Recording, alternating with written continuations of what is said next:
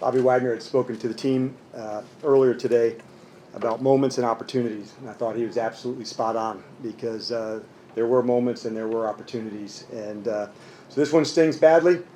The team is absolutely so all in for one another, and I love that about them, how tough we are. And so it should sting. And these are the ones that you got to look back, you got to learn, and I also said we got to turn quickly. So with all that said, glad to get rocking with you guys. Does your message after the game change at all, considering the quick turnaround, how long you want you guys to feel that sting versus getting ready? I did. I said this is a 24-hour rule, and so we got 24 hours. By the time we get in for tomorrow afternoon, we've got to clear it and we've got to go. And so we hadn't talked a lot about next week in the previous week, so they know what's ahead, and we'll be prepared for that. And then on the 3rd and 9, where St. Jude's gets beat for the touchdown, what's the call and the coaching point there, given the situation, and also how much the frequency with which Pittsburgh throws those 50-50 balls deep? Yeah, it's one of Russ's great parts of what he can do. Really good throw and catch, and if you have to battle and compete to go, that's ball, and we can live with that. So just another example of fighting. I thought he threw good pass and good catch.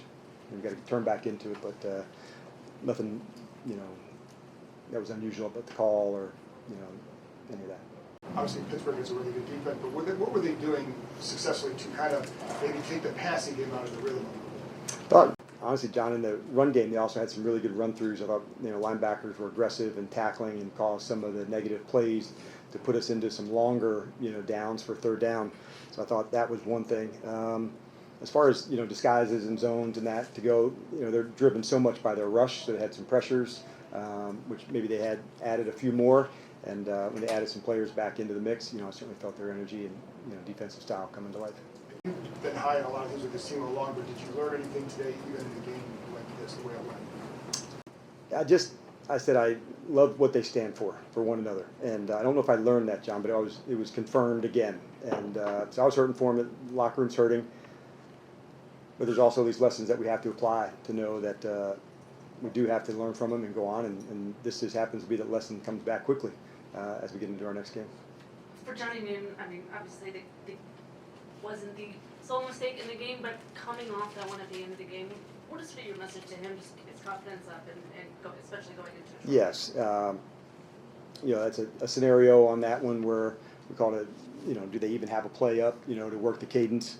But, man, we have so much belief and love for this guy. And so it was a hard mistake. It was one to learn from. And as it goes, those are hard ones. Like you said, there's other plays in the game that come up.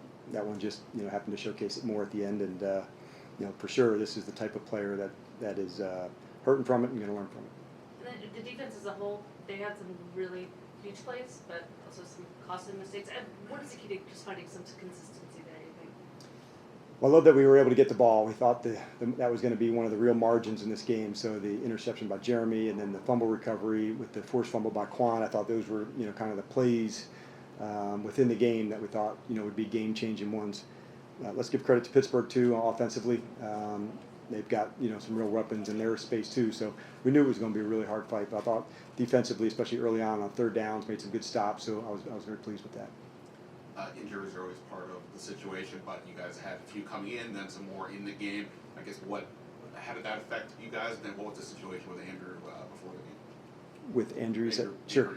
Yeah. We got a big crew that we roll deep, and it gets difficult when you have to manage some of those scenarios.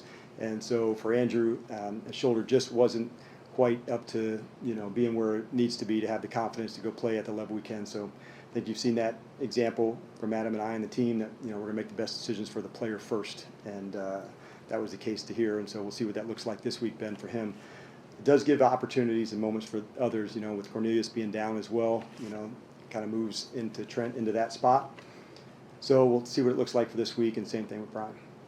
And you guys have had played well, but a lot of breaks going your way. You only had 3 turnovers coming into this. It kind of felt like this game maybe, luck or not, breaks just kind of went the other way. Did it kind of feel like a little bit different compared to some of the other games? I don't know, man. We were having a lot of fun early on. Big plays to go and big hits. I thought Percy Butler, covering the kick to push it all the way down there. Those are like real energy moments. This was going to be a battle at special teams. You guys knew that. I had talked about that during the week.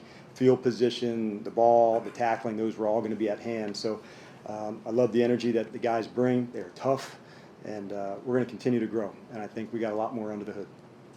Dan, were any of the injury decisions that you made based on the short week and the division game and the magnitude of it on Thursday? It was not. Nope, it was all relative to this game. And so everything was just for this one. And then there was a play, I think they were at their own 43 with like 10 minutes to go.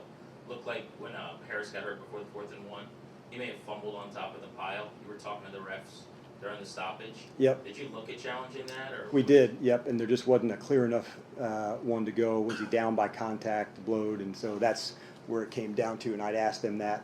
So we ended up not challenging. There just wasn't a clear enough one to go, and that's really where we have to go by. You know, if it's clear, it's worth it, but if it's not, you know, then we're going to need those timeouts. And so when it's clear, we'll absolutely go take our shot.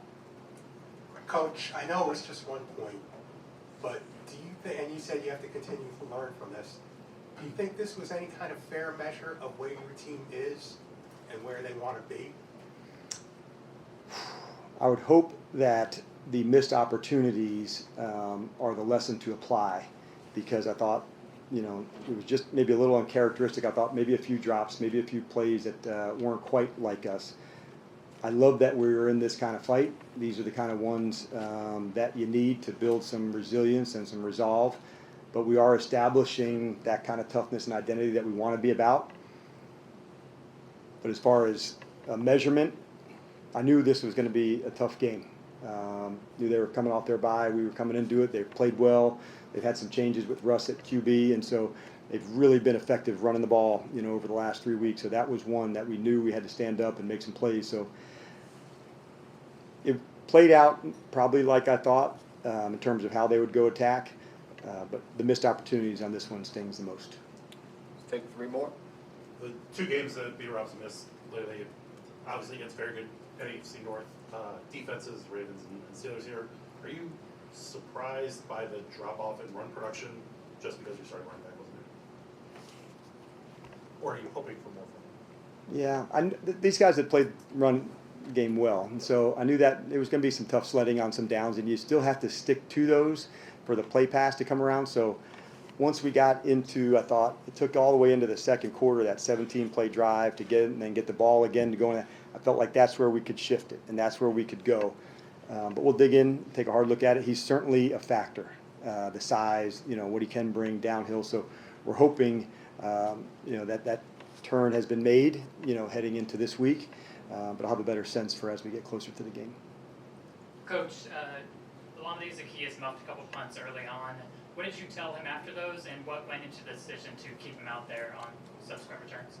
Well, I thought first one, hey, clear the mechanism, you know, to make sure that play's done. What did you do from it? You know, got too high on me, so, you know, got into his pads. He works really hard at this, at the punt returning side of things, and so we all have a lot of confidence in him. But that's what I told him. Got time for 1 more? We're good. What did you make of just the overall chippiness in the game? Do you like that? Do you? Oh, I like it. Yeah, I thought it was going to be hard. I mean, I know Mike well, and this is a tough team, and I knew it was going to be a really hard fight, man. So I love him. I love what what he's about. So I knew it was going to be tough. We got a tough crew too, and so I wanted to make sure that we established, you know, who we are too, and say we had to prepare for them, but they also had to make sure when we got to the game, like they also had to deal with us, make sure we play physical and go after it and tackle. So we got lots of work to do, Nikki, but from an effort and mindset standpoint, we're gaining on that. And we're not where we're going to be, but we are gaining on that. All right. Thanks, Coach.